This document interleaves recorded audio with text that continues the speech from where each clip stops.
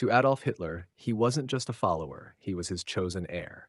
Hermann Göring was the flamboyant war hero who rose to become the second most powerful man in the Third Reich, and the man whose downfall would shock even the Führer.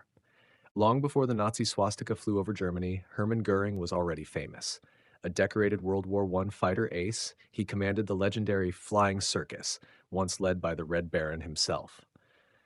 To the public, Göring was bold, glamorous, and charming, a national hero. But after Germany's defeat, that same man turned to politics, drawn to Adolf Hitler's fiery speeches and promises of revival.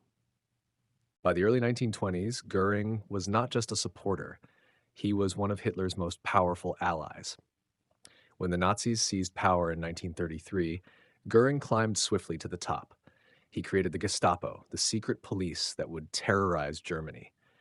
He became Prime Minister of Prussia, one of the most powerful positions in the Reich. And most importantly, Hitler trusted him above almost anyone else.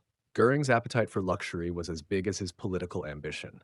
Silk uniforms, gold-braided jackets, lavish estates, while millions of Germans struggled, Göring lived like a king.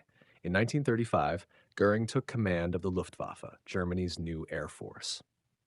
At first, it seemed unstoppable. Stuka dive bombers shattered Poland, France, and the Low Countries. Göring promised Hitler that his planes would crush Britain within weeks. But then came the Battle of Britain, 1940. The Luftwaffe bled heavily in the skies over London. Göring's promises collapsed, and with them his aura of invincibility. As the war dragged on, Göring's power began to fade. He grew addicted to morphine after an old war wound, and his obsession with art and wealth earned him the title the Reich's plunderer-in-chief.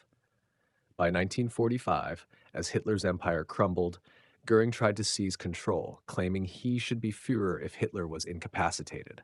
Hitler saw it as betrayal. Once the most trusted man in the Reich, Göring was stripped of his titles and arrested. After the war, Göring stood trial at Nuremberg, the highest-ranking Nazi in the dock. Defiant, confident, and even witty at times, he dominated the courtroom. But the evidence was overwhelming. War crimes, crimes against humanity, the plunder of Europe. Sentenced to hang, Göring cheated the noose. On the night before his execution in 1946, he swallowed a hidden cyanide capsule. The man who once stood at Hitler's side chose his own ending. Hermann Göring rose from hero to tyrant, from Hitler's chosen heir to a disgraced criminal. His story is a chilling reminder of how ambition, unchecked, can corrupt not only a man, but an entire nation.